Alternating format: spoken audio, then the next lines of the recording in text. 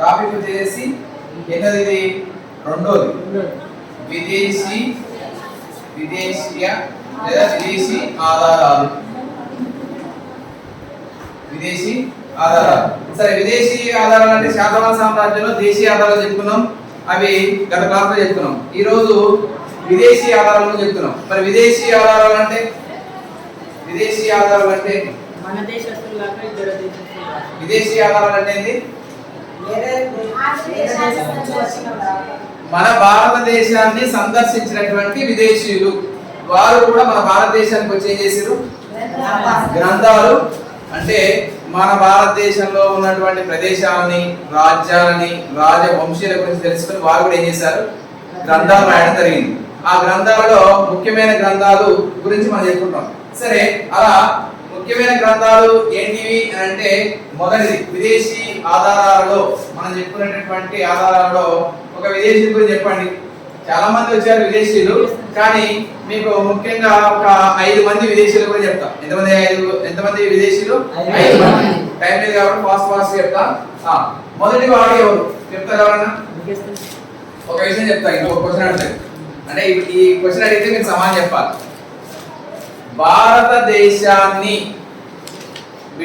భారతదేశాన్ని సందర్శించినటువంటి మొట్టమొదటి విదేశీయుడు ఎవరు?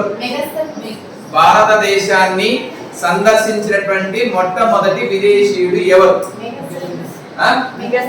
కరెక్టేనా? మెగస్తనీస్.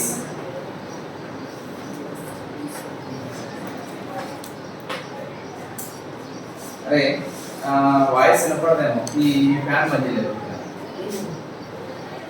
వాయిస్ వినపడదు. అయితే మెగస్తనీస్ విదేశీయులలో మొదటిగా మన భారతదేశం, అందుకే మళ్ళీ చెప్తున్నాను, భారతదేశాన్ని సందర్శించినటువంటి మొట్టమొదటి విదేశీయుడు, మొదటి విదేశీయుడు, మొట్టమొదటి కాదు, మొదటి విదేశీయుడు అంటే మెగస్తనీస్. ఈ మెగస్తనీస్ ఎవరు?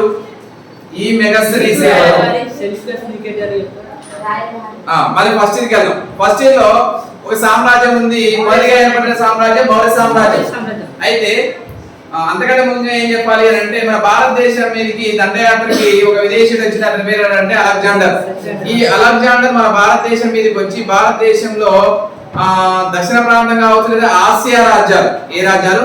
ఆసియా రాజ్యాలు మొత్తాన్ని ఆక్రమించాడు. ఆక్రమించిన తర్వాత ఏం జరిగిందనంటే, తాను మళ్ళీ తిరిగి తన దేశానికి వెళ్ళాడు.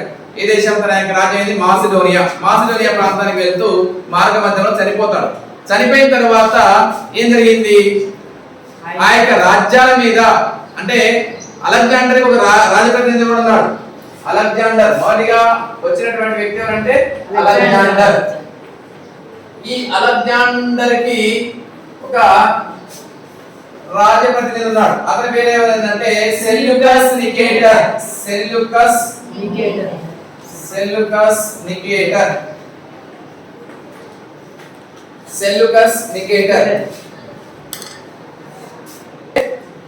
అలెగ్జాండర్ కి రాజప్రతినిధి ఎవరు ఉన్నారంటే సెల్యూకస్ నికేటర్.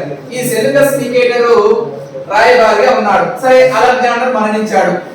అలెగ్జాండర్ మరణించిన తర్వాత భారతదేశంలో తాను ఆక్రమించిన రాజ్యాలు, భారతదేశంలో తాను ఆక్రమించిన ఆసియా రాజ్యాలని మళ్ళీ తిరిగి హస్తగతం చేసుకుందాము, తిరిగి వాటిని మనం పరిపాలిద్దాము అనే ఉద్దేశంతో ఏం చేశాడు అంటే సెల్యూకస్ నికేటర్ వచ్చాడు.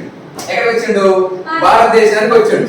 భారతదేశానికి వచ్చేసరికి భారతదేశాన్ని అప్పుడు ఒక వంశం పరిపాలిస్తుంది. ఆ వంశమే మౌర్య వంశం. ఓకేనా? ఈ మౌర్య వంశం పరిపాలిస్తున్నప్పుడు మౌర్య వంశ రాజు ఎవరున్నారు అంటే చంద్రగుప్త మౌర్యుడు.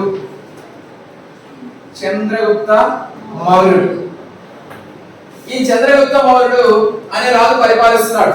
మరి ఆసియా రాజ్యాలలో ఉన్నటువంటి వాటిని హస్తగతం చేసుకుందాం వచ్చినటువంటి సెల్యూకస్ నికేటర్ అప్పటికే మౌర్య సామ్రాజ్యం అనేది ఏర్పడింది. ఆ మౌర్య సామ్రాజ్యాన్ని పరిపాలిస్తున్న రాజు చంద్రగుప్తుడు.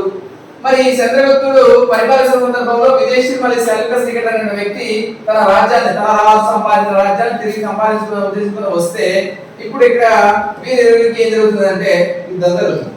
అంటే తన రాజు అలెగ్జాండర్ ఆక్రమించబడిన రాజ్యాన్ని మరి తిరిగి హస్తగతం చేసుకుని వచ్చే సమయానికి భారతదేశాన్ని పరిపాలిస్తున్న రాజు చంద్రగుప్త మౌర్యుడికి ఏం జరుగుతుంది? సెల్యూకస్ నికేటర్ ఏం జరుగుతుంది? యుద్ధం జరుగుతుంది.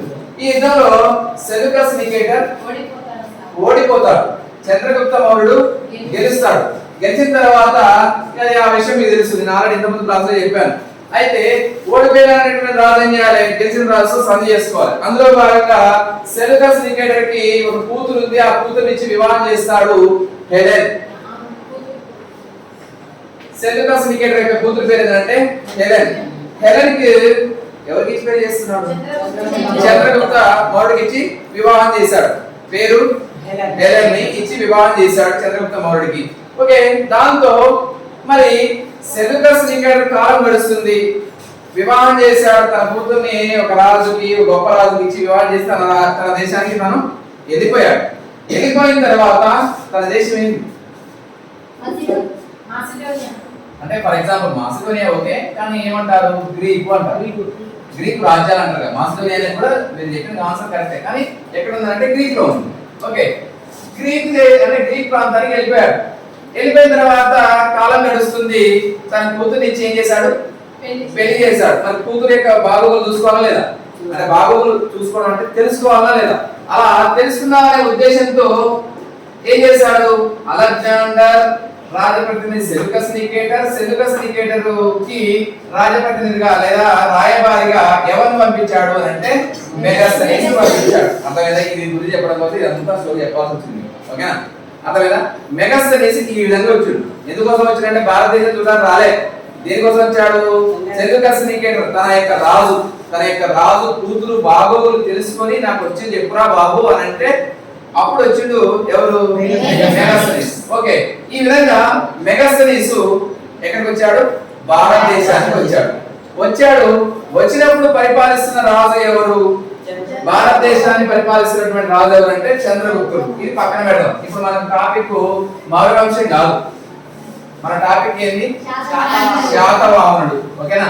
మన టాపిక్ ఏంటంటే శాతవాహన చరిత్ర గురించి చెప్పుకుంటాం. శాతవాహనుల చరిత్ర. ఓకే,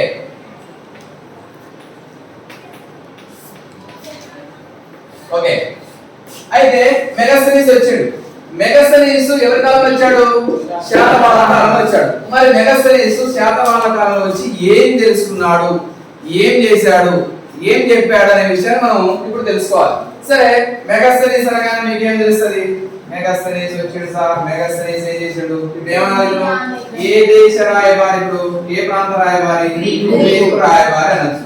ఇక మెగాస్తనీస్ ఏం రాసిందంటే ఏం చెప్తారా? ఇండికేనా? Okay, Indica. ఓకే, ఇండికా అనే గ్రంథాన్ని రాశాడు. ఈ ఇండికా ఏం పొందుపరిచాడు అంటే శాతవాహన సామ్రాజ్య పరిస్థితులు పొందుపరిచాడు. అంటే ఇండికా గ్రంథంలో మెగాస్తనీస్ రాసినటువంటి ఇన్ఫర్మేషన్ ఏంటంటే శాతవాహన సామ్రాజ్యం యొక్క సాంఘిక, ఆర్థిక, మత పరిస్థితులు చెప్పడం జరిగింది. ఏం చెప్పాడు? ఇండికా గ్రంథంలో ఏం చెప్పాడు? సాంఘిక, ఆర్థిక, మత పరిస్థితులు ఎవరి? శాతవాహనుడి. సరే, శాతవాహనులు చెప్పాడు కానీ మరి శాతవాహన కాలం నాటి సాంఘిక, ఆర్థిక పరిస్థితులే చెప్పాడా? ఇంకేమైనా చెప్పాడా అంటే శాతవాహనులు అనే వారు ఓడరేవులు కూడా కలిగి ఉన్నారనే ఇన్ఫర్మేషన్ ఇతను చెప్పాడు. శాతవాహనులు ఏం కలిగి ఉన్నారట? ఓడరేవులు కలిగి ఉన్నారనే విషయాన్ని ఇందులో పొందుపరచబడింది అంటే ఇండికాలో పొందుపరచబడింది. ఈ ఇండికా గ్రంథం రాసినటువంటి వ్యక్తి మెగాస్తనీస్ అని చెప్పుకున్నాం. ఈ మెగాస్తనీస్ చెప్పిన ఇన్ఫర్మేషన్ ఏంటంటే శాతవాహనులు అనే వారు ఓడరేవులను ఉపయోగించారు, ఓడల మీద ప్రయాణం చేశారు, ఓడల మీద వ్యాపారం చేశారు అనే విషయాన్ని ఇండికా గ్రంథంలో పొందుపరచడం జరిగింది. సరే, మరి ఈ యొక్క ఓడరేవులు కలిగినటువంటి ప్రాంతాలు అనే విషయాన్ని మనం చెప్పాలి అంటే తర్వాత వచ్చినటువంటి వ్యక్తి గురించి చెప్పుకోవచ్చు. సరే, ఇప్పుడు ఒక క్వశ్చన్ వేస్తాం. ఏం క్వశ్చన్ అంటే ఇండికా గ్రంథం రాశాడు. ఇది ఏ భాషలో రాయబడింది? ఇండికా గ్రంథం అనేది ఏ భాషలో రాయబడింది? ఇతను ఏ దేశంలో అని చెప్పారు? కాబట్టి గ్రీకు భాషలోనే రాయబడింది. ఓకేనా? ఇండికా గ్రంథం అనేది ఏ భాషలో రాయబడింది అంటే గ్రీకు భాష. ఇది వెరీ వెరీ ఇంపార్టెంట్. ఓకేనా? నెక్స్ట్ ఏంటంటే శాతవాహనులు అంటే విదేశీ రచనలో మొదటి వాడు అయిపోయింది. మొదటి వాడు ఏమని చెప్పాను? మెగాస్తనీస్. అంటే మెగాస్తనీస్ వల్ల మనకి ఏం తెలిసింది? మెగాస్టనీస్ వల్ల మనకి ఏం తెలిసింది అని అంటే శాతవాహనుల సాంఘిక ఆర్థిక మత పరిస్థితుల గురించి తెలియజేశాడు. అంత మాత్రమే కాకుండా ఈ శాతవాహనుల యొక్క ఓడరేవు పట్టణాలు కలిగి ఉన్నారు, ఓడలు ద్వారా వ్యాపారం చేశారు అనే ఇన్ఫర్మేషన్ అని చెప్పాడు. మొదటి వాడు ఎవరైపోయారు? మెగాస్టనీస్ అయిపోయాడు. ఓకేనా. నెక్స్ట్ ఇప్పుడు ఇంకో గ్రంథం చెప్తాను. పెరిప్లస్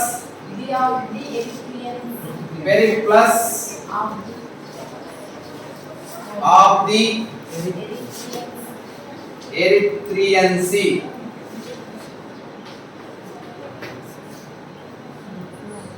ఇంకో గ్రంథం ఏదంటే Periplus of the Erythraean see.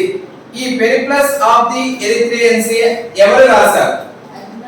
ఇది ఆల్రెడీ ఇంతకుముందు క్లాస్ లో చెప్పాను మీకు. Periplus of the Erythraean Sea రాసినటువంటి వ్యక్తి ఎవరని చెప్పాను. ఎవరు రాశారు? మీరు చెప్తారా లేదని నాకు డౌట్ వస్తున్నా. చెప్పండి ఎవరు రాశారు? ఏమన్నా ఏం పేరు పెట్టడం? అయితే ఇక్కడ అంశం ఏంటంటే చెప్పనా, పాపం కష్టపడి బుక్ రాసిండు. ఏం రాసిండు? కష్టపడి పెరిప్లస్ ఆఫ్ ది ఎరిత్రియన్స్ అనే గ్రంథం రాసిండు. కానీ పాప ఆయన పేరు రాసుకోవడం మర్చిపోయిండేమో, బహుశా మర్చిపోయిందా తెలియదు. లేదంటే దానికి సంబంధించిన ఆధారాలు అనేది చరిత్రలో లభించకపోవడం వల్ల కొంతమంది చరిత్రకారులు ఏమన్నా చెప్పారు అని అంటే Periplus of the Erythraean Sea ఎవరు రాశారు అని అంటే అజ్ఞాతవాసి అన్నారు. ఈ అజ్ఞాతవాసి అన్న ఒకటే, ఇంకోటి కూడా అంటారు అజ్ఞాతవాసి. ఇంకేమంటారు తెలుసా? అనామికుడు. అనామికుడు అంటే పేరు లేనివాడు అని అంటారు. అనామికుడు అని కూడా అనొచ్చు. ఏమనొచ్చు? అనామికుడు అంటే అజ్ఞాతవాసి అయినటువంటి అనామికుడైనటువంటి వ్యక్తి రాసినటువంటి గ్రంథమే Periplus of the Erythraean Sea. ఇంతకు మరి ఇతను ఏ దేశస్థుడు? గ్రీక్. ఇతను కూడా గ్రీక్ దేశస్థుడు. కానీ ఏ దేశస్థుడు మాత్రం తెలుసు, గ్రీక్ దేశస్థుడు. సరే, గ్రీకు దేశస్థుడైనటువంటి అజ్ఞాతవాసి లేదా ఇంకే చెప్పారు అజ్ఞాతవాసి లేదంటే అనామికుడు ఒక గ్రంథం రాసిన గ్రంథం పేరే ఏం చేశాను? ఈ గ్రంథం పేరు Periplus of the Erythraean Sea. Okay, ఇది Periplus of the Erythraean Sea అనే గ్రంథం ఇంకో రకంగా కూడా చెప్తారు. ఈ గ్రంథాన్ని ఇంకో రకంగా కూడా పిలుస్తారు. నేను ఇంతకుముందు క్లాస్ చెప్పినా లేదు, ఎర్ర సముద్రంపై దినచర్య అని కూడా అంటారు. ఇది ఇంపార్టెంట్ చూడండి. దీని ఏమంటారంటే ఎర్ర సముద్రంపై దినచర్య. ఏంటిది? ఎర్ర సముద్రంపై దినచర్య అని కూడా అంటారు. Okay, Periplus of the Erythraean Sea అనే అజ్ఞాతవాసి రాసినటువంటి గ్రంథం ని ఏమంటారు? మరొక రకంగా కూడా పిలుస్తారు. ఏమంటారు అంటే ఎర్ర సముద్రంపై దినచర్య. ఓకే, మరి ఇతను ఏం చేశాడు? ఇతను శాతవాహనుల గురించి ఏ ఇన్ఫర్మేషన్ రాశాడు అంటే శాతవాహనుడు అనేవారు ఆల్రెడీ ఇంత ముందు మెగాస్టనీస్ చెప్పాడు. ఏమని చెప్పాడు? పేరు ఓడరేవులు కలిగి ఉన్నారు అనే విషయం. సరే, ఇక్కడ ఒక అంశం చెప్పవచ్చు. మెగాస్టనీస్ ఓడరేవులు కలిగి ఉన్నారు. ఎవరు ఓడరేవులు కలిగి ఉన్నారు? శాతవాహనులు ఓడరేవులు కలిగి ఉన్నారు అని చెప్పారు. కానీ ఓడరేవులు ఉన్నాయని చెప్పడానికి ఒక రీజన్ కూడా ఉంది. ఏంది? ఇప్పుడు ఆల్రెడీ మెగాస్టనీస్ అనేటువంటి వ్యక్తి మరి ఆ గ్రీక్ దేశం నుంచి భారతదేశానికి ఎప్పొచ్చిండు? ఓడల మీద వచ్చిండు, అంతే కదా. ఓడల మీద వచ్చింది కాబట్టి ఆల్రెడీ రాజు ఏం చెప్పిండ్రా? సెల్యూకస్ నికేటర్ ఏం చెప్పిండు? రాజప్రతి నాయన నువ్వు పోయి నా కూతురు యొక్క బాగోగులు తెలుసుకొని రారా అంటే వీడేం చేసిండు? కూతురు దగ్గర డైరెక్ట్ పోలేదు. సరే, కూతురు దగ్గరికి వెళ్ళిందో లేదో, కానీ భారతదేశం మొత్తం కూడా పడవేసుకొని తిరిగిండు. అంటే ఓడేసుకొని తిరిగిండు. తిరిగి మొత్తం చూసిండు ఇదే సందని చెప్పి. అర్థమైందా? కాబట్టి ఆ విధంగా తాను ఏం చేశాడు అంటే ఓడరేవులు ఎక్కువగా ఉన్నాయని రాయడానికి కూడా అదొక కారణం అయిండొచ్చు. ఇది ఒక కారణం. ఓకేనా. అంటే అతను భారతదేశాన్ని మొత్తాన్ని కూడా ఎలా తిరిగాడు అని అంటే ఓడల ద్వారా తిరిగాడు. కాబట్టి శాతవాహన కాలంలో ఓడరేవులు అనేవి ఫ్రీక్వెంట్ గా ఉన్నాయనే విషయాన్ని ఇతను చెప్పడం జరిగింది మెగాస్టనీస్. సరే, ఇక్కడ పెరిప్లస్ ఆఫ్ ది ఎరిత్రియన్స్ అనే వ్యక్తి అజ్ఞాతవాసి రాసినటువంటి ఈ యొక్క గ్రంథంని మరొక రకంగా ఏమంటారు అంటే ఎర్ర సముద్రంపై దినచర్య అంటారు. ఇతను కూడా ఏం చేశాడు అని అంటే సముద్ర ప్రయాణం అనేది ఫ్రీక్వెంట్ గా చేశారు. ఓడరేవులు అనేవి ఎక్కువగా కలిగి ఉన్నారు. ఎవరు? శాతవాహనులు. అంతకంటే ముఖ్యంగా అంతర్జాతీయ ఓడరేవు కూడా కలిగి ఉన్నారు అని ధృవీకరించాడు. అంతర్జాతీయ ఓడరేవుని కలిగి ఉన్నారు అని కూడా చెప్పారు.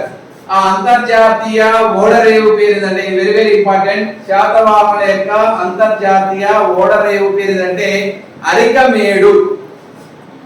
అంతర్జాతీయ ఓడరేవు ఉందంట. ఆ అంతర్జాతీయ ఓడరేవు పేరు ఏంటంటే అరికమేడు. అరికమేడు అనేటటువంటి ఓడరేవు కలిగి ఉన్నారు ఎవరు శాతవాహనుడు. శాతవాహనులు అనేవారు అంతర్జాతీయ ఓడరేవు అనేది కలిగి ఉన్నారని, ఆ ఓడరేవు పేరు అరికమేడు అని ఎవరు చెప్తున్నారు అంటే ఎవరు చెప్తున్నారు? అజ్ఞాతవాసి అనామికుడు రాసిన గ్రంథంలో చెప్పబడింది. అంటే శాతవాహనులు అనేవారు ఏం చేశారు? అంతర్జాతీయ ఓడరేవు కలిగి ఉన్నారు. ఆ అంతర్జాతీయ ఓడరేవు పేరే అరికమేడు. సరే, ఇంతకీ అరికమేడు ఇప్పుడు ప్రస్తుతం యాడుంది? అరికమేడు యొక్క పూర్వనామం పేరేంటి? అరికమేడు అనేది ఇప్పుడు ఎక్కడ ఉన్నది అని అంటే పాండిచ్చేరిలో ఉంది. పాండిచ్చేరిలో ఉన్నది అరికమేడు. ఎక్కడ ఉన్నది? పాండిచ్చేరి. ఎక్కడ ఉంది? పాండిచ్చేరి.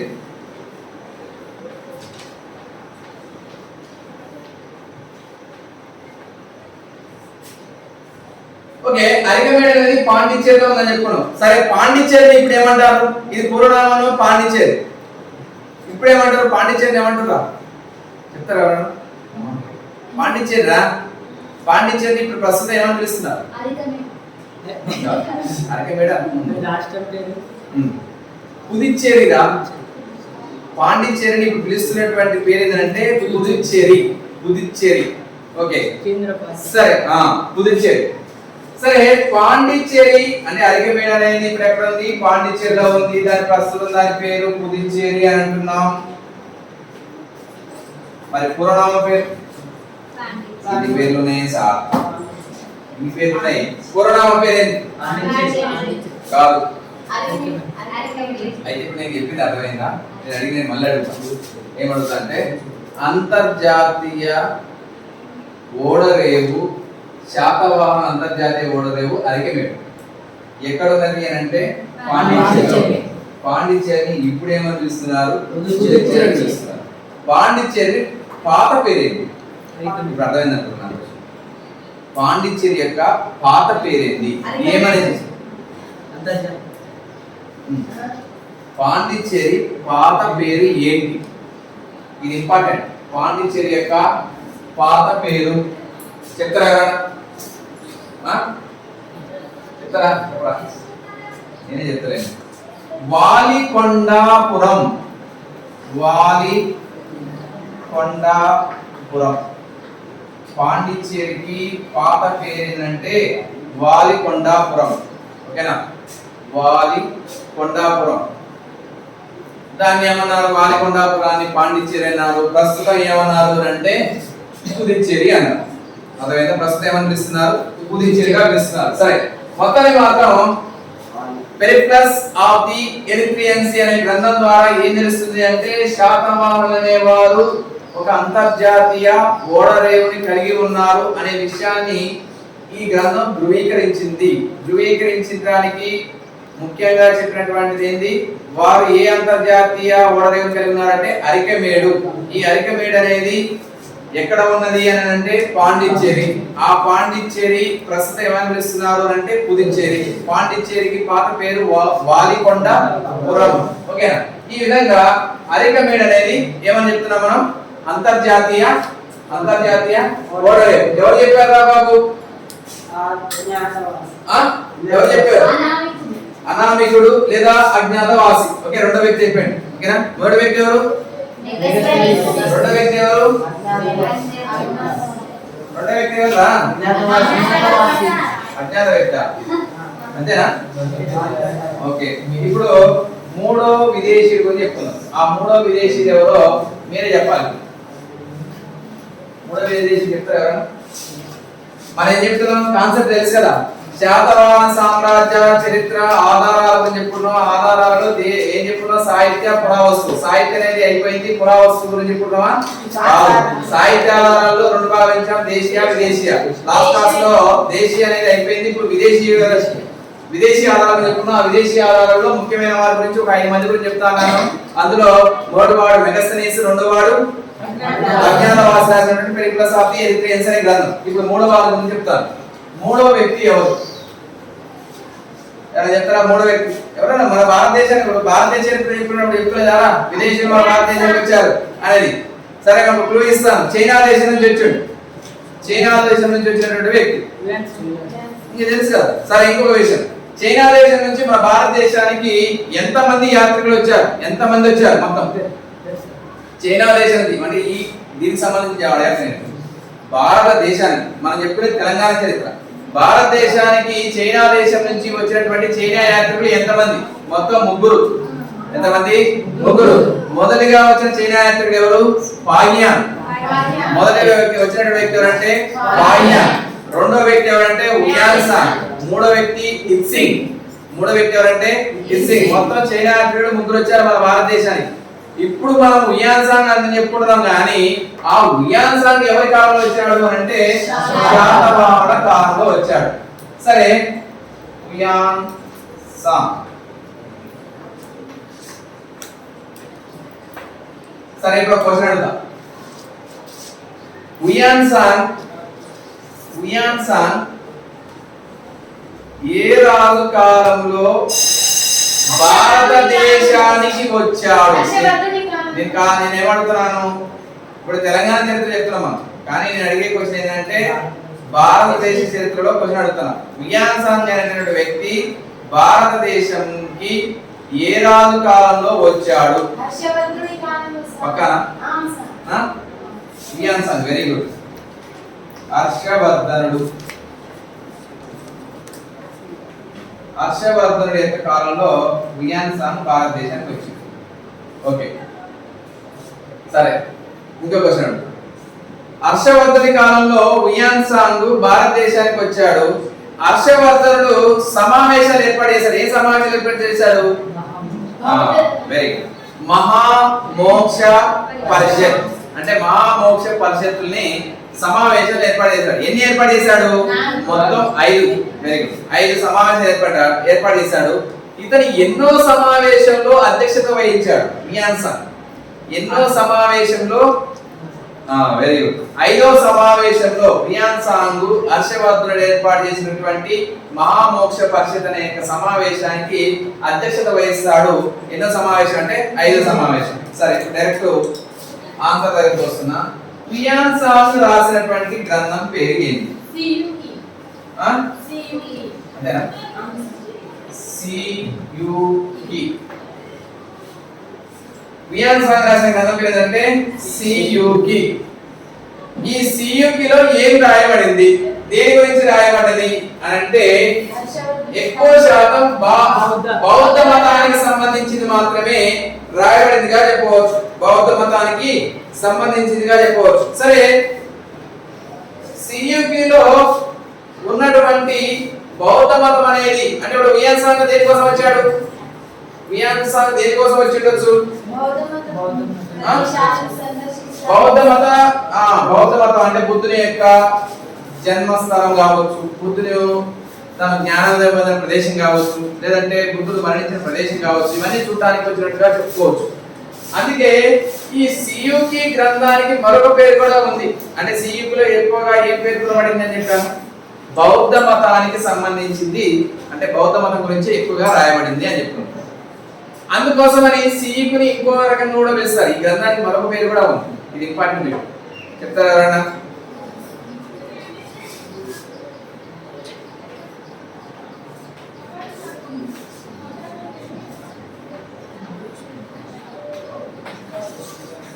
ఏంటి?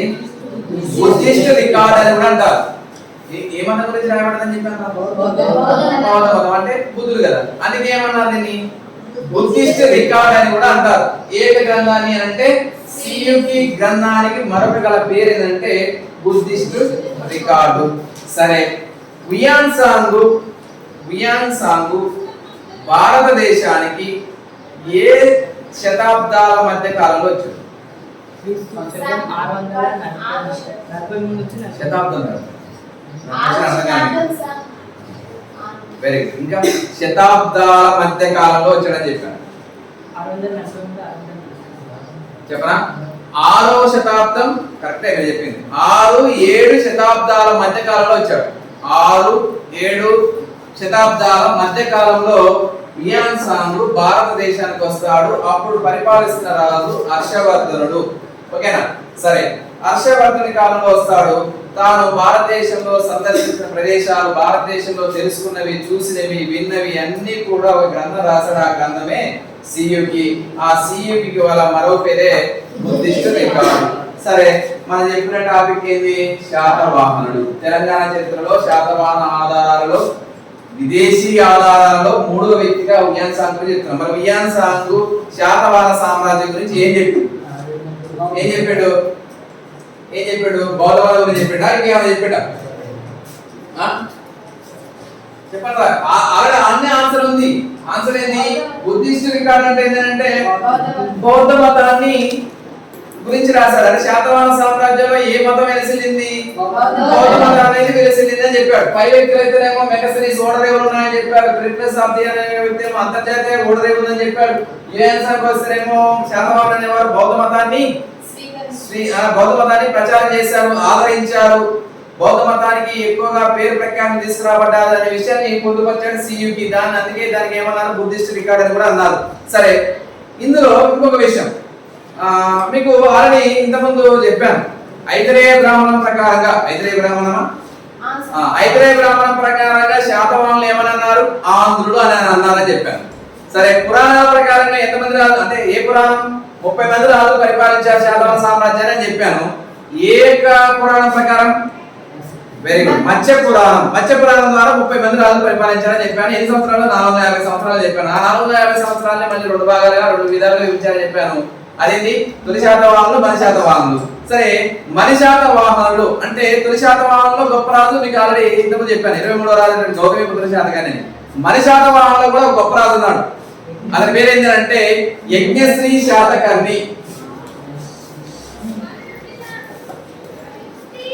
యజ్ఞశ్రీ శాతకర్ణి. ఇది ఎందుకు చెప్తున్నానంటే ఇప్పుడు మీకు ఆన్సర్ దీనికి సంబంధం ఉంది. యజ్ఞశ్రీ శాతకర్ణి.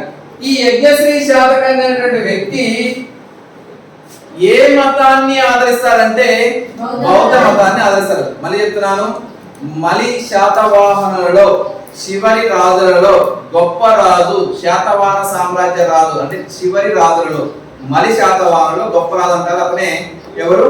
యజ్ఞశ్రీ శాతకర్ణి. ఈ యజ్ఞశ్రీ శాతకర్ణి ఒక వ్యక్తిని ఆదరిస్తాడు. ఒక వ్యక్తిని అంటే ఒక బౌద్ధ మతానికి చెందినటువంటి వ్యక్తిని ఆదరిస్తాడు. ఆ వ్యక్తి ఎవరంటే, ఆ వ్యక్తి ఎవరు మీకు తెలుసు. ఆ వ్యక్తి ఎవరు?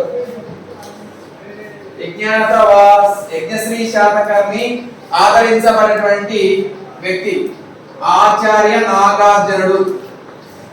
ఆచార్య నాగార్జునుడు. ఆచార్య నాగార్జునుడిని ఆదరించాడు ఎవరు? యజ్ఞశ్రీ శాతకర్ణి. ఓకేనా? ఈ యజ్ఞశ్రీ శాతకర్ణి చేత ఆదరించబడ్డ ఆచార్య నాగార్జునుడు కూడా ఏం చేశారు తెలుసా? ఇతను ఏ మతస్థులు అని చెప్పాను? బౌద్ధ మతస్థుడు. ఈ బౌద్ధ మతాన్ని ఆచార్య నాగార్జున వల్ల తాను మేలు పొందినందుకు గాను ఇతని కోసం ఒక పర్వతాన్ని కూడా కట్టిస్తారు. ఆ పర్వతం పేరు శ్రీ పర్వతం. ఆచార్య నాగార్జునుడు కోసం ఒక రాజు అయినటువంటి యజ్ఞశ్రీ శాతకర్ణి ఏం చేశాడు? ఒక పర్వతాన్ని నిర్మించాడు. ఆ పర్వతం పేరే శ్రీ పర్వతం. కట్టించి ఆ యొక్క పర్వతాన్ని బహుమానంగా ఇస్తాడు యజ్ఞశ్రీ శాతకర్ణి. ఎవరికి? ఆచార్య నాగార్జునుడికి.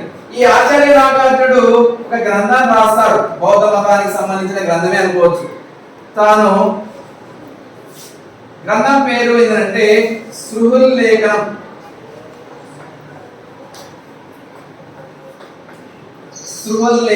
సృహుల్లేఖనం అనే గ్రంథం రాస్తాడు. ఆచార్య నాగార్జునుడు రాసినటువంటి గ్రంథం పేరు ఏంటంటే సృహుల్లేఖనం అనే గ్రంథం రాస్తాడు. ఈ గ్రంథం ద్వారా ఏం చెప్పబడుతుంది? సృహుల్లేఖనం అనే గ్రంథం ద్వారా చెప్పబడుతున్నటువంటి విషయం ఏంటంటే బౌద్ధ మతం ఏ విధంగా ఆదరించబడ్డది, బౌద్ధ మతంలో ఉన్నటువంటి సిద్ధాంతాలు ఏంటి, శాతవాహన సామ్రాజ్య కాలంలో బౌద్ధ మతాన్ని ఏ విధంగా ఆదరించారు అనే విషయాన్ని మొత్తాన్ని కూడా ఇందులో ఏ గ్రంథంలో తెలుస్తుంది? ఆచార్య నాగార్జున రచించిన గ్రంథమైనటువంటి స్పృహలేఖనంలో తెలుస్తుంది. అయితే ఈ స్పృహలేఖనం ద్వారా ఇంత ఇన్ఫర్మేషన్ అంటే చూడండి, వియాన్సాంగ్ రాసిందేమో సియుకి, ఓకేనా, సియుకి రాశాడు. సియుకి ద్వారా మనకు తెలుస్తుంది బౌద్ధ మతం గురించి తెలుస్తుంది. ఆ బౌద్ధ మతం గురించి తెలుస్తుంది. బౌద్ధ మతంలో ఎక్కువగా శాతవాహన రాజులు ఏ రాజు బౌద్ధ మతాన్ని ఆదరించాడనే విషయం మనకు తెలుస్తుంది. ఏ రాజన? యజ్ఞశ్రీ శాతకర్ణి. ఆ యజ్ఞశ్రీ శాతకర్ణి బౌద్ధ మతం ద్వారా ఆదరించబడి మళ్ళీ అతను ఏం చేశాడు? ఒక వ్యక్తిని ఏం చేశాడు? ఆదరించాడు. ఆ వ్యక్తే బౌద్ధ మతాన్ని చెందిన వ్యక్తి. ఆ వ్యక్తి ఎవరంటే ఆచార్య నాగార్జున. ఆదరించబడ్డందుకు గాను అతను ఒక గిఫ్ట్ ఇస్తాడు. ఇతనికి ఒక పర్వతాన్ని ఇస్తాడు. ఇప్పటికి కూడా ఆ పర్వతం ఎక్కడ ఉందంటే నాగార్జున కొండలో ఉంది. నల్లగొండ జిల్లా నాగార్జున కొండలో ఇప్పటికీ ఆ పర్వతం ఉంది. ఆ పర్వతం చుట్టూ నీరు ఉంటుంది, మధ్యలో కొండ ఉంటుంది. దానికి శ్రీ పర్వతం అంటారు. అయితే గిఫ్ట్ ఇచ్చాడు. ఆ పర్వతం మీద ఇప్పటికీ కూడా బౌద్ధ మతానికి సంబంధించినటువంటి అనేకమైనటువంటి శిల్పాలు కావచ్చు, లేకపోతే కట్టడాలు కావచ్చు, ఇప్పటికీ ఆ యొక్క కొండ మీద, శ్రీ పర్వతం కొండ మీద ఇప్పటికీ కూడా వెళ్తాయి. అంటే యాత్రికుల స్థలం కూడా అయింది. అంటే మనం కూడా వెళ్తే కూడా ఆ కొండకి చూడగలుగుతాం. సరే, ఇతను రాసిన గ్రంథం పేరే స్పృహలేఖనం. స్పృహలేఖనానికి మరొక పేరు కూడా ఉంది. చూడండి, గ్రంథాలకు కూడా మరొక పేరు ఉందా? ఓకేనా. సియుకి మరొక పేరు ఏంటని చెప్పాను? బుద్ధిస్ట్ రికార్డ్ అనేటటువంటి పేరు ఉందని చెప్పాను. నెక్స్ట్ స్పృహలేఖనానికి కూడా ఒక మరొక పేరు ఉంది. Important bit. ఏమని పేరు అంటే స్నేహితునికి మరొక లేఖ. ఏంది? స్నేహితునికి మరొక లేఖ.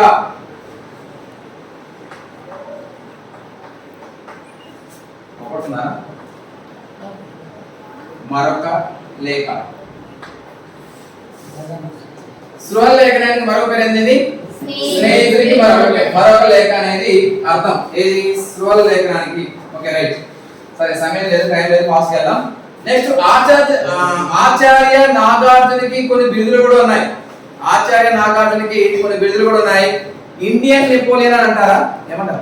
ఇండియన్ ఐన్స్టీన్ అంటారు. ఇండియన్ నెపోలియన్ అనేటువంటి బిరుదు ఎవరికి ఉంది? సముద్రగుప్తుడికి ఉంది. అట్లనే ఇతనికి ఉన్నటువంటి బిరుదు ఏంటంటే ఇండియన్ ఐన్స్టీన్ అంటారు. ఐన్స్టీన్ అంటే తెలుసు కదా? ఏం కనుగొన్నాడు ఐన్స్టీన్? ఐన్స్టీన్ ఏం కనుగొన్నాడు? ఐన్స్టీన్ ఏం కనుగొన్నాడు? గొప్ప సైంటిస్ట్ అతను. అంటే గొప్ప ఏమంటారు, సైంటిస్ట్ అని కూడా అంటారు. అయితే ఇప్పుడు అంశం ఏంది, మనం ఏం చెప్తున్నాం? మనం ఆచార్య నాగార్జునకి కొన్ని బిరుదులు ఉన్నాయని చెప్పాను. ఆ యొక్క ఆచార్య నాగార్జున బిరుదుల్లో మరో బిరుదు ఏంది? ఇండియన్ ఐన్స్టీన్ అని కూడా అంటారు. Indian Einstein. రెండోది ఏంటంటే మార్టిన్ లూథర్ ఆఫ్ ఇండియా అని కూడా అంటారు. Martin Luther of India. మొదటిదేమో ఇండియన్ ఐన్స్టీన్ అంటారు, రెండోదేమో మార్టిన్ లూథర్ ఆఫ్ ఇండియా అంటారు. మూడోది ఏమంటారంటే రెండవ బుద్ధుడు అని కూడా అంటారు. ఏమంటారు? రెండవ బుద్ధుడు అని కూడా అంటారు. సరే, ఇంతకీ ఆచార్య నాగార్జున అనేటువంటిది ఏ శాఖకు చెందినటువంటి వ్యక్తి? ఆచార్య నాగార్జున అనేవాడు ఏ శాఖకు చెందినటువంటి? అంటే బౌద్ధ మతం అనేది రెండు శాఖలు విడిపోయింది. ఈనయానం, మహాయానం. మరి ఆచార్య నాగార్జునుడు ఏ శాఖకు చెందినటువంటి వ్యక్తి? మహాయాన శాఖకు చెందినటువంటి వ్యక్తి. ఏ శాఖకి? మహాయాన శాఖకు చెందినటువంటి వ్యక్తి. మళ్ళీ అడుగుతున్నాను, ఆచార్య నాగార్జునుడి బిరుదు ఏంటిరా? Indian Einstein. రెండోది మార్టిన్ లూథర్ ఆఫ్ ఇండియా. రెండో బుద్ధుడికి మరో పేరు ఏం చెప్పరా? చెప్తారా? తథాగతుడు. ఏమంటారు అంటే తథాగతుడు అని అంటారు. తథాగతుడు అంటే రాస్తారు. ఏమో రాస్తారు? ఒక తథాగతుడు రాస్తారా? ఏం రాస్తుందో రెండో తథాగతుడు రాసుకోవాలి. ఓకేనా. నెక్స్ట్ ఇప్పుడు మూడో వ్యక్తి. నాలుగో వ్యక్తి. Next Ptolemy.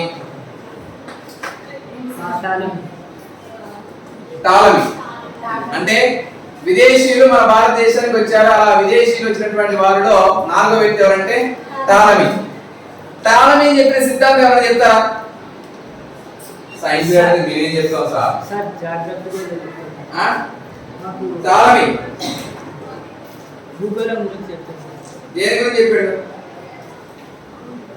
టాలమీ దేని గురించి చెప్పాడు చెప్తారా? భూగోళం భూమి సూర్యుని చుట్టూ తిరుగుతుంది అనే విషయం చెప్పినటువంటి వ్యక్తి ఇతనే టాలమీ. ఓకేనా? భూమి సూర్యుని చుట్టూ తిరుగుతుంది అనే విషయం చెప్పినటువంటి వ్యక్తి ఎవరంటే టాలమీ. ఓకే, ఈ టాలమీ కూడా అంటే సరే దాన్ని పక్కన పెడితే టాలమీ శాతవాహన సామ్రాజ్యం గురించి ఏం చెప్పిండు అని అంటే, శాతవాహనులనే వారు ఓడరేవు, ప్రధాన ఓడరేవు కలిగి ఉన్నారు. ఆ ఓడరేవు పేరు ఏంటంటే బ్రోచ్. శాతవాహనులు అనేవారు ఓడరేవులు కలిగి ఉన్నారు, కానీ అందులో ముఖ్యమైనటువంటి ఓడరేవు ఏంటంట బ్రోచ్ రేవుని కలిగి ఉన్నారు. బ్రోచ్, ఇది బ్రోచే కాకుండా ఇంకా అనేకమే ఉన్నాయి. ఆ బ్రోచ్ కి మరొక పేరు ఏమంటారు? బరుకచ్చా అని కూడా అంటారు. బ్రోచ్ కి మరొక పేరు ఏంటంటే బరుకచ్చా అని కూడా అంటారు. సరే, ఇతను ఓడరేవుల గురించి చెప్పాడు. టైం లేదు కాబట్టి ఫాస్ట్ వెళ్తున్నా. శాతవాహన సామ్రాజ్యానికి టాలమీ చెప్పినటువంటి ముఖ్యమైన అంశం ఏంటి? శాతవాహన అనేవారు ఓడరేవు కలిగి ఉన్నారు. ఆ ఓడరేవు ఏంటంటే బ్రోచ్. ఆ బ్రోచ్ మరో పేరు ఏంటంటే బరుకచ్చా అని కూడా అనొచ్చు. సరే, ఇదే కాకుండా ఇంకా ప్రధానంగా కళ్యాణి, సోపార అనేటువంటి ఓడరేవులు కూడా కలిగి ఉన్నారని చెప్పారు. కళ్యాణి, సోపార, తర్వాత కొడ్డూరా, కళ్యాణి, సోపూర, తర్వాత కొడ్డూరా అనేటువంటి రేవు పట్టణాలు కూడా కలిగి ఉన్నారు శాతవాహనుడు అనే విషయాన్ని ఎవరు చెప్పారు అంటే టాలమీ చెప్పాడు. సరే, అంతకుముందు ఎవరు చెప్పారా? అంతర్జాతీయ ఓడరేవు కలిగి ఉన్నారు అరికమేడు అనే విషయాన్ని ఎవరు చెప్పారు? అజ్ఞాతవాది చెప్పారు. కానీ టాలమీ కూడా చెప్పినటువంటి ఒకటి ఉంది. వీళ్ళు ఏం చేశారంటే వీరు కూడా ఒక అంతర్జాతీయ ఓడరేవు కలిగి ఉన్నారని టాలమీ అభిప్రాయంలో ఒక ఓడరేవు పేరు కూడా చెప్పాడు. ఆ ఓడరేవు పేరు ఏంటి అనేది మనకు కావాలి. ఆ ఓడరేవు పేరు ఏంటంటే సేమ్ ఇప్పుడు నేను రాశాను కదా, ఏం రాశాను? బ్రోచ్. బ్రోచ్ లేదా దీన్ని ఏమంటారని చెప్పాను? బరుకచ్చకం, బరుకచ్చ. బ్రోచ్ అంటే టాలమీ దృష్టిలో ఏ యొక్క ఓడరేవు అంతర్జాతీయ ఓడరేవుగా ఉందంట? బ్రోచ్ అనేది. ఈ బ్రోచ్ అనేది ప్రస్తుతం ఎక్కడ ఉన్నది అంటే గుజరాత్ రాష్ట్రంలో ఉంది. గుజరాత్ రాష్ట్రంలో ఉంది. ఈ బ్రోచ్ అనేది ప్రస్తుతం ఎక్కడ ఉందంటే గుజరాత్ లో. మళ్ళీ అది కూడా ఏం చెప్పాలి? గుజరాత్, పశ్చిమ గుజరాత్ లో ఉంది. గుజరాత్ లో మళ్ళీ ఎటువైపు ఉందంటే పశ్చిమ గుజరాత్ లో ఉన్నది. ఏది? ఏక ఓడరేవు బరుకచ్చా అనేటువంటి ఓడరేవు. ఓకేనా? అంటే దీని బట్టి అర్థమైంది. ఈ అంతర్జాతీయ ఓడరేవు అంటే అర్థమైందా? అంతర్జాతీయ ఓడరేవు అంటే ఏంటి? అంటే విదేశీయులతో వ్యాపారం చేసేది. అంటే లోకల్ ఓడరేవు కాదు, అంటే అక్కడక్కడ కాదు. అంతర్జాతీయ అంటే ఇరాను, ఇరాకు అనే ప్రదేశాలతో చేసినటువంటి అంతర్జాతీయ ఓడరేవుగా చెప్పుకోవచ్చు. ఓకేనా? ఇది టాలమీ. ఎంతమంది విదేశీయులు చెప్తారా? అయితే ఈ యొక్క టాలమీ ఇంకొక ఇంపార్టెంట్ చెప్పలేదు. టాలమీ కూడా ఒక గ్రంథం రచిస్తాడు. ఆ గ్రంథం పేరు ఏంటి అంటే guide to geography. Guide to geography. Ptolemy రచించిన గ్రంథం పేరు ఏంటంటే గైడ్ టు జాగ్రఫీ. ఓకే, ఇక సమయం లేదు, ఫాస్ట్ గా లాస్ట్ వ్యక్తి చెప్పి మనం పని చేద్దాంగా. రాశారు కదా. నెక్స్ట్ ఫిఫ్త్ వన్ అంటే ఐదో విదేశీయుడు ఎవరు? ప్లీనీ. ప్లీనీ అనేటువంటి వ్యక్తి వచ్చాడు. ప్లీనీ విదేశీయుడు. ఐదో విదేశీయుడు అంటే ప్లీనీ.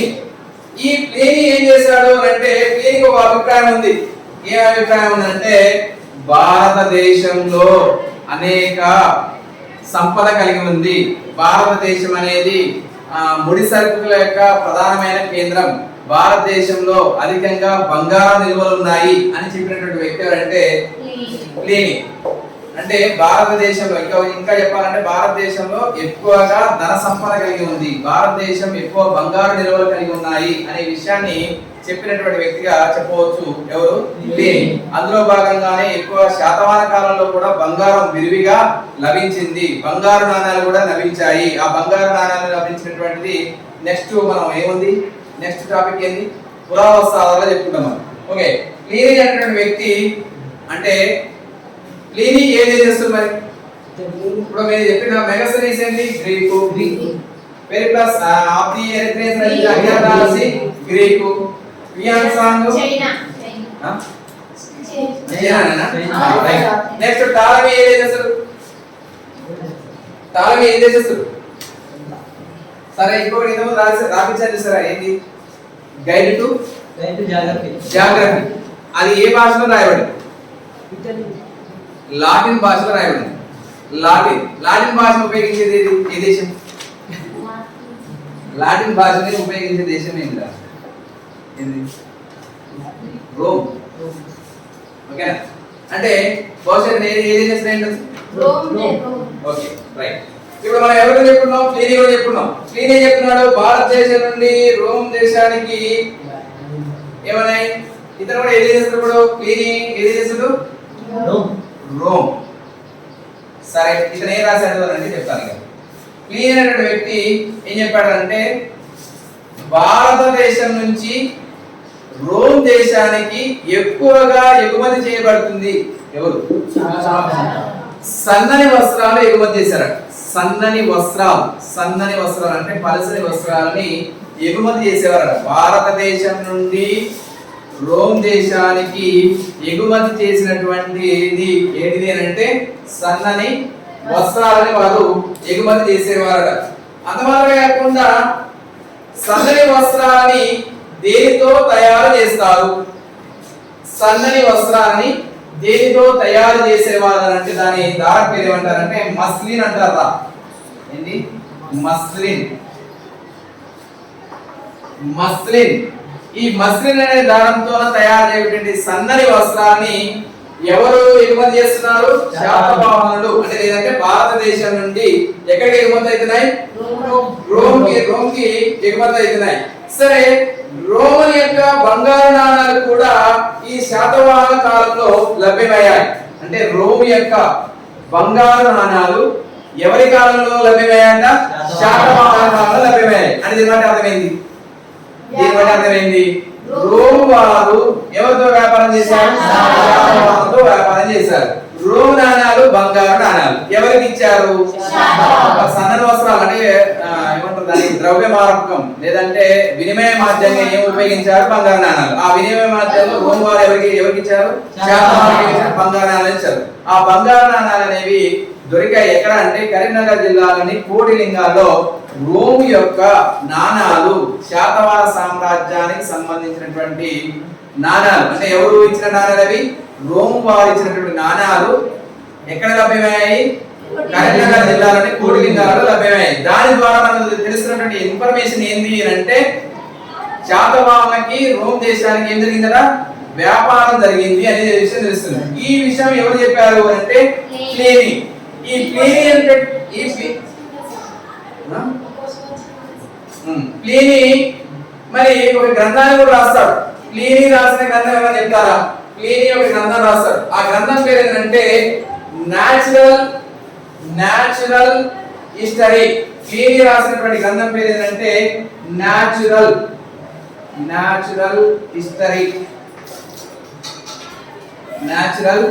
హిస్టరీ అనే గ్రంథాన్ని రాస్తాడు ఎవరు?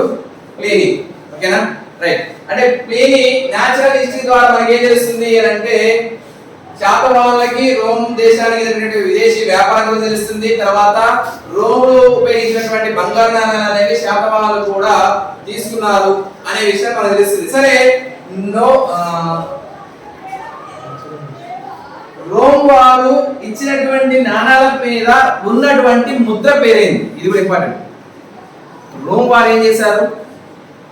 నాణాలు ఇచ్చారు, బంగారు నాణాలు ఇచ్చారు. ఎవరికి ఇచ్చారు? శాతవాహనులకు ఇచ్చారు. అంటే మాదక ద్రవ్యంగా అంటారు దాన్ని. ఏమి ఇచ్చారు అంటే దాని పేరు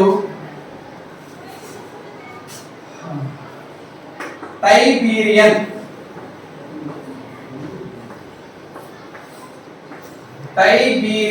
అనేటటువంటి ముద్రిక కలిగి ఉన్నదట. ఆ బంగారు నాణాల మీద ముద్రించబడినటువంటి గుర్తు ఏంటంటే టైబీరియన్ అనే చిహ్నం. గుర్తు అంటే తెలుసు కదా, చిహ్నం అనే గుర్తుతో చిహ్నంతో ఈ బంగారు నాణాలు అనేవి కలిగి ఉన్నాయట.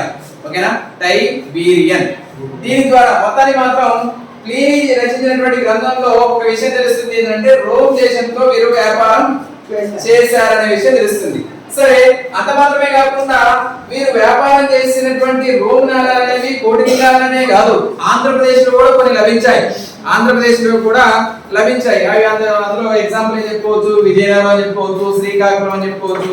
ఓకేనా, అక్కడ కూడా లభించాయి. కాకపోతే మనకు తెలంగాణ చరిత్ర కాబట్టి తెలంగాణ చరిత్రలో మనం మాత్రం ఎక్కడ లభించాయని చెప్పుకోవచ్చు, మనం కరీంనగర్ జిల్లాలో కోటి లింగాలు లభించాయని చెప్పుకోవచ్చు. సరే, ఇక మళ్ళీ రివిజన్ చేస్తున్నా. ఏం చెప్తున్నా? విదేశీ ఆధారాలు. ఎవరి యొక్క విదేశీ ఆధారాలు? శాతవాహనుల యొక్క విదేశీ ఆధారాల ద్వారా ఏ సామ్రాజ్య చరిత్ర తెలుస్తుంది? శాతవాహన సామ్రాజ్యం తెలుస్తుంది. విదేశీయులు శాతవాహన కాలంలో ఎంతమంది వచ్చారని చెప్పుకున్నాం? 5 మంది. అందులో వ్యక్తి ఎవరంటే మొదటి వ్యక్తి మెగస్తనీస్. ఆ మెగస్తనీస్ అనేటువంటి వ్యక్తి ఏ యొక్క రాయబారి? సెల్యూకస్ నికేటర్ రాయబారి లేదంటే గ్రీకు రాయబారి. తాను రాసిన గ్రంథం ఏంది? మెగస్తనీస్. మెగస్తనీస్ రాసిన గ్రంథం పేరేంది? ఇండికా. ఇండికా ఏ భాషలో రాయబడింది? గ్రీకు భాషలో రాయబడింది. ఇండికా గ్రంథం ద్వారా మనం అంటే తెలుపబడుతున్నటువంటి విషయం ఏంది? చెప్పబడుతున్నటువంటి విషయం ఏంది? శాతవాహన సామ్రాజ్యం యొక్క సాంఘిక, ఆర్థిక, మత పరిస్థితులు చెప్తుంది. నెక్స్ట్ ఇంకేం చెప్తుంది? ఓడరేవుల గురించి చెప్తుంది. ఓడరేవుల గురించి చెప్పడం జరిగింది. ఆ ఓడరేవుల్లో ఇక ఎందుకు ఓడరేవుల గురించి చెప్పాడు అంటే అతను ఏం చేశాడు? మొత్తం కూడా ఓడల మీద తిరిగాడు. భారతదేశం మొత్తం సందర్శించి ఓడల మీద కాబట్టి ఓడల గురించి ఎక్కువగా రాశాడు. నెక్స్ట్ ఒక అజ్ఞాతవాసి అనామికుడు రాసిన గ్రంథం ఏంది? పెరిప్లస్ ఆఫ్ ది ఎరిట్రియన్స్ అనే గ్రంథం రాస్తాడు. దాని పేరే, అతను రాసిన వ్యక్తి పేరేంది? అజ్ఞాతవాసి. ఇతను ఏది చేస్తాడు? గ్రీక్ చేస్తాడు. ఇందులో ఏం చెప్పబడింది అంటే ఒక అంతర్జాతీయ ఓడరేవు కలిగి ఉన్నారు. ఆ అంతర్జాతీయ ఓడరేవు పేరు అరికమేడు అనే యొక్క ఓడరేవు కలిగి ఉన్నారు. ఆ యొక్క ఓడరేవు ఎక్కడ ఉంది అంటే పాండిచ్చేరిలో ఉంది. పాండిచ్చేరిని ఇక్కడ ఏమంటున్నాము అంటే పుదుచ్చేరి అంటున్నాము. పాండిచ్చేరికి పాత పేరు ఏంటంటే వాలికొండాపురం అని చెప్పారు. నెక్స్ట్ ఉయాన్సాంగ్. ఉయాన్సాంగ్ అనేటువంటి వ్యక్తి భారతదేశానికి వచ్చాడు. ఏ రాజు కాలంలో వచ్చాడంటే అశోధన కాలంలో వచ్చాడు. అశోధన కాలంలో వచ్చి తాను గ్రంథం రాస్తారు. ఆ గ్రంథం పేరే సియుకి. సియుకి గల మరో పేరే చెప్పాను, బుద్ధిస్ట్ లింగాలు అని చెప్పాను. మరి ఈ ఉయాన్సాంగ్ రాసినటువంటి గ్రంథంలో దేని గురించి ఎక్కువగా చెప్పబడింది అంటే బౌద్ధ మతం గురించి చెప్పబడింది. ఎవరు ఆదరించారు? శాతవాహనులు. అందులో మన శాతవాహనంలో గొప్ప రాజు ఆదరించాడు. ఆ రాజు పేరు ఏం చెప్పాను? యజ్ఞశ్రీ శాతకర్ణి. ఆ యజ్ఞశ్రీ శాతకర్ణి కూడా ఒక వ్యక్తిని ఆదరిస్తాడు. ఆ వ్యక్తి ఆచార్య నాగార్జున. ఆ ఆచార్య నాగార్జునకి కొన్ని బిరుదులు ఉన్నాయి. ఆ బిరుదులు ఏంటంటే ఇండియన్ ఐన్స్టీన్ అని, తర్వాత మార్టిన్ ఇండియా అని, తర్వాత తథాగతుడు, రెండవ తథాగతుడు లేదా రెండవ బుద్ధులని కూడా అంటారు. అతను రాసిన గ్రంథం పేరేంది? సృహల్లేఖనం. ఇది ఏ భాషలో రాయబడింది? సృహల్లేఖనం అనే భాష ఏ భాషలో రాయబడింది? ఏ భాషలో రాయబడింది? నాకు ఈ క్వశ్చన్ కి ఆన్సర్ రేపు చెప్పాలి. సృహల్లేఖనం అనేది ఏ భాషలో రాయబడింది? ఇది నేను ఆన్సర్ చెప్పలేదు, కానీ చూడండి మళ్ళీ రిలీజ్ చేయడం తెలుస్తుంది. సరే, నెక్స్ట్ టాలమీ. టాలమీ అనగానే గుర్తొచ్చేది అంటే సూర్య సిద్ధాంతం చెప్పాడు. అంటే సూర్యుడు భూమి చుట్టూ తిరిగిందనా, భూమి సూర్యుని చుట్టూ తిరిగిందనా అనే విషయాన్ని క్లారిటీ ఇచ్చిన వ్యక్తి ఎవరంటే టాలమీ. టాలమీ ఒక గ్రంథం రాస్తాడు. ఆ గ్రంథం పేరు ఏంటండి? గైడ్ టు జాగ్రఫీ అనే గ్రంథం రాస్తాడు. ఈ టాలమీ ద్వారా మనకు తెలిసిన విషయం ఏంది? టాలమీ ద్వారా తెలిసిన విషయం ఏంది? ఏం తెలిసింది?